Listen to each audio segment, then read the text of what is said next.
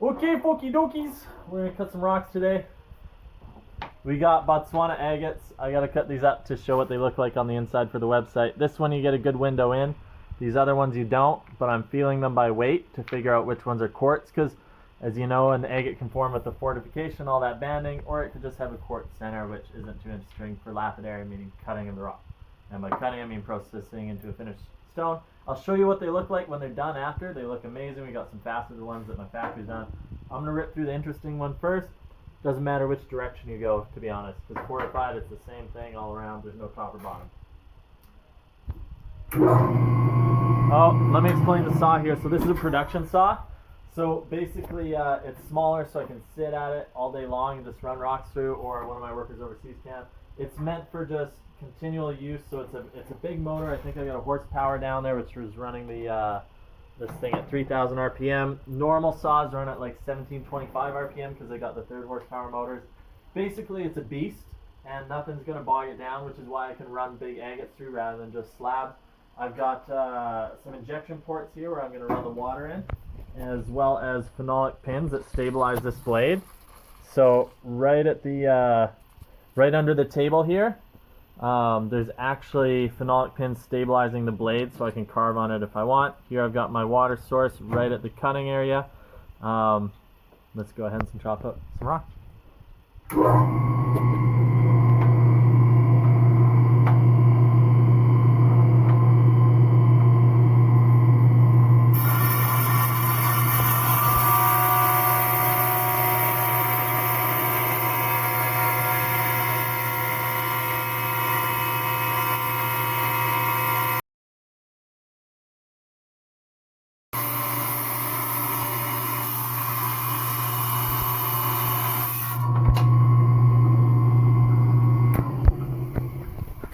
Look at that doozy, huh? Ain't that a pretty rock? Look at that.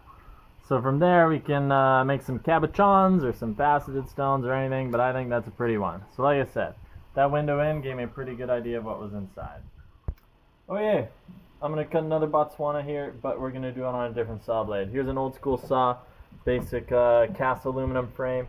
So the idea behind a lot of this lapidary equipment is you get things like this one, which is painted with an anti-rust paint. This one I've had powder coated by, I had it sandblasted and powder coated before, like when I refinished it.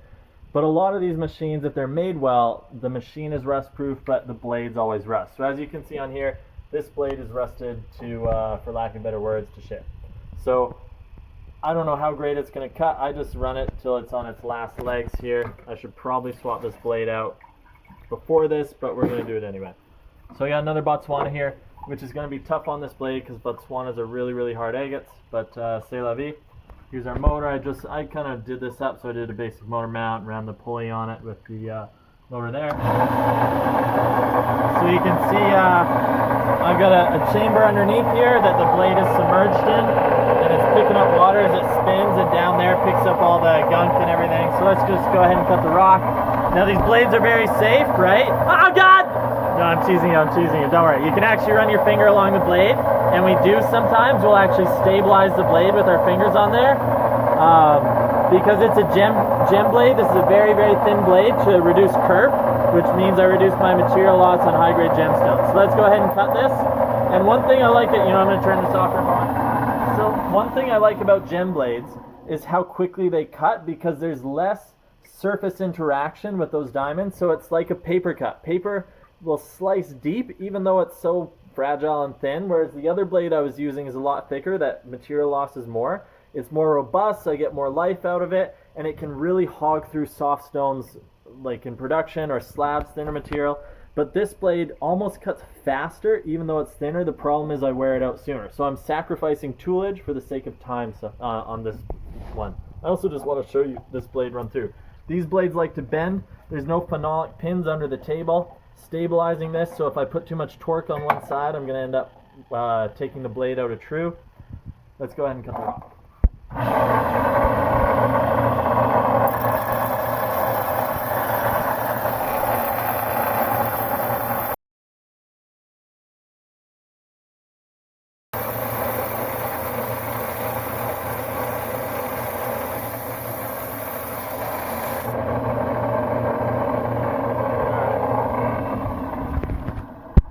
So here you can see the inside. The quartz definitely cut faster. I could feel that when I was in there. But there's another Botswana chopped open.